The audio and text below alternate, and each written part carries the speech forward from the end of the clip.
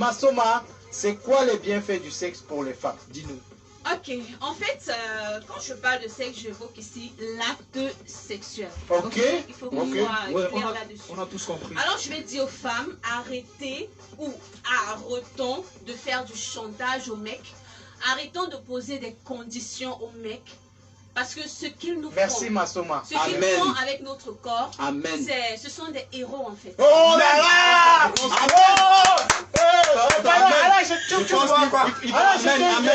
que quelqu'un prenne une vidéo de cette partie-là parce qu'on va faire plus ça.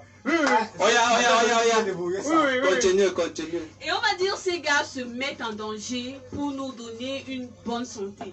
En fait, ces mecs sont juste là pour nous aider, alors il faut qu'on en profite, ok? Ok. Voilà. Ok, ici je vais parler de certains points bénéfiques liés à l'acte sexuel. Ok, pour la femme. Pour la femme, parce qu'aujourd'hui c'est spécial femme. Ok. Ok. Premièrement, je vais parler de la peau et des cheveux. Alléluia. Ok. Nous dépensons de l'argent tous les jours pour acheter des laits de toilette à des prix colossaux. Pourtant, faire l'amour 2 ou 3 fois par semaine seulement rend la peau et les cheveux des femmes bien plus jolis et plus soigneux. Ok? Parce que pendant le rapport sexuel, nous fabriquons des oestrogènes en grande quantité qui agissent comme des crèmes. Et aussi la sueur sécrétée pendant le sexe nettoie en profondeur les pores et rend la peau plus éclatante. Et les spécialistes demandent même de ne pas se laver directement après l'acte sexuel. Parce que apparemment nous sécrétons des huiles qui nous embellissent encore la peau et qui nous font se mettre la maintenir, voilà, comme l'arachide. Exactement. Ok, super. Ça veut dire que avoir les rapports, c'est bénéfique pour la peau et les cheveux d'une femme. Et les cheveux. Et aussi l'huile sécrétée, parce que quand tu fais l'amour, il y a une huile qui est sécrétée dans ton corps qui te rend la peau, qui t'embellit la peau en fait. Ok, super cool. Merci pour l'astuce. Alors, prochain point bénéfique des rapports sexuels pour les femmes. Faire l'amour fait maigrir. Les femmes. Les femmes. Ok. Les femmes se cassent. Oh, le citron par là. Oh, les carottes ici et ici. Le régime par-ci. Pourtant, on fait l'amour 4 ou 3 fois par semaine. Les fait maigrir. Je veux dire, en un acte sexuel, tu as la possibilité de dépenser 125 calories. Ok. Ok. 125 calories. C'est, du moins, c'est synonyme à un cours de danse. À un cours de danse pendant 1 heure. Tu t'en rends compte? Ça veut dire que tu prends du plaisir. Et tu maigris, tu perds du poids. Voilà, tu perds du poids. Donc, si vous voulez perdre du poids, les femmes, faites l'amour. C'est ce que je dis tous les jours ici. Et aussi, le plus important, le plus épatant, c'est que avant même de faire l'amour, l'excitation là, tu vois, favorise la santé des tissus musculaires et des os. Ok, super. Merci, Masoma. Oh, yeah. Les filles, vous devez faire l'amour. Ok. Faites l'amour. Alors, Masoma, oui. Voilà, exactement. Docteur en les choses des femmes, les bienfaits. Le troisième point, c'est que le sexe prend soin de notre vagin. Faire l'amour, c'est prendre soin de notre vagin, à nous les femmes. Ce ne sont pas des grossièretés. Le vagin, c'est une partie du corps humain. Voilà, donc il ne faudrait pas que... Voilà, au moins deux et tout. Et il faut parler de ça ouvertement pour prévenir nos enfants de certaines choses. Voilà. Donc, lorsque nous avons des rapports sexuels de façon régulière, nous améliorons les parois vaginales qui perdent... Nous réparons les parois vaginales qui perdent en élasticité, en lubrification. Tu vois, les femmes se lubrifient naturellement. Donc, ce qui fait que lorsque tu veux déjà faire cet acte sexuel, il y a un liquide qui est sécrété et qui fait en sorte que tu ne sois pas rigide. Il y a des femmes rigides. Ça même non, et je crois que la maladie a un nom. Les femmes qui ne sécrètent pas le liquide dont elles parlent.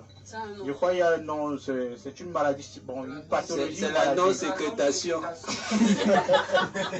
La non-sécrétation de liquide.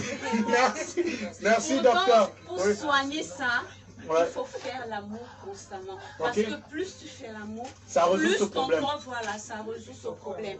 Et aussi l'élasticité. Il y a des femmes après un accouchement, tu vois, leur col là, ça ne parvient plus à se refermer. Il faut faire l'amour et ça va se refermer de temps à autre. Ok. Il y a le thème et l'élasticité. Ok, super cool. C'est le nom. Je pense que ce sont des choses que les femmes ne connaissaient pas et aujourd'hui elles auront peut-être associé à beaucoup de problèmes qu'elles ont. Voilà. Alors c'est quoi l'autre bienfait? Et en fait, faire l'amour également est le meilleur remède contre l'insomnie. Ok. Voilà. Ça veut dire une partie de galipette ou faire l'amour avant de dormir aide à mieux dormir parce que l'énergie atteint son maximum. Lorsque tu veux faire l'amour, tu vois, en fait, lorsque tu es en train de faire l'amour, tu vois, tu es en énergie. Ouais. Tout ton corps, tous tes organes sont en ébullition. Ça veut dire, lorsque ça finit alors, quand tu redescends là, tu es fatigué. Tu veux juste dormir. Voilà, donc ce qui fait que tu vas passer une belle nuit de sommeil. Ok, donc si vous avez également les problèmes d'insomnie, ben, c'est valable uniquement pour les personnes mariées. Donc si vous êtes une jeune élève, attendez après qu'on va vous épouser de le faire. Alors, c'est quoi votre pour les femmes qui sont dépressives, on les recommande. Les médecins recommandent de faire l'amour 4 fois par semaine.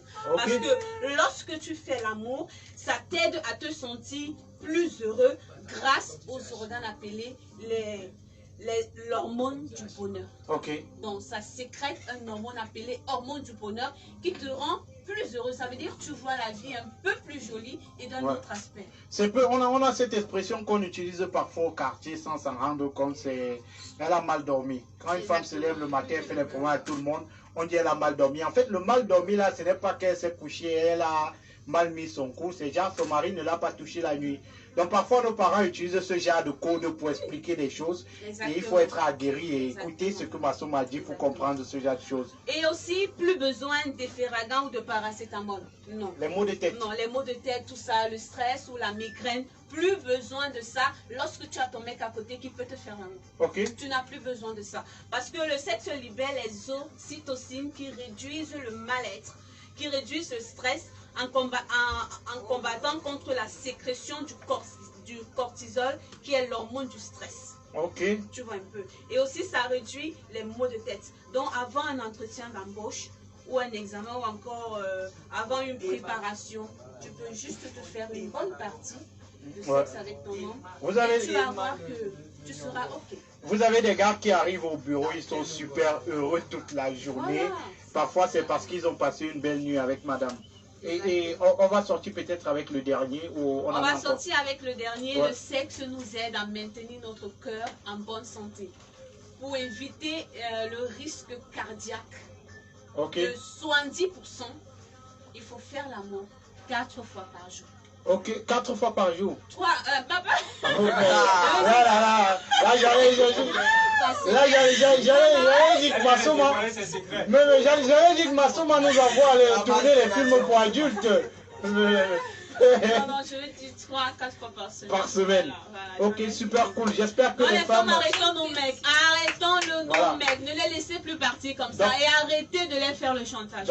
Docteur Massoma, Sandra a une question pour vous. Sandra. Massoma, j'aimerais savoir si je me masturbe 3 fois par jour, ça va être la même chose. Déjà, la masturbation est dangereuse, ma chérie. Elle n'est pas bien. Dans tous les cas, on parle de ça la prochaine fois. Prochaine émission. Massoma nous parlera de ça dans le point F. Je ne suis pas d'accord. Qui a dit ça? On t'a dit que tu es malade. C'est scientifiquement prouvé que la masturbation est bonne pour la santé. Dans tous les cas, on en parle dans la prochaine émission.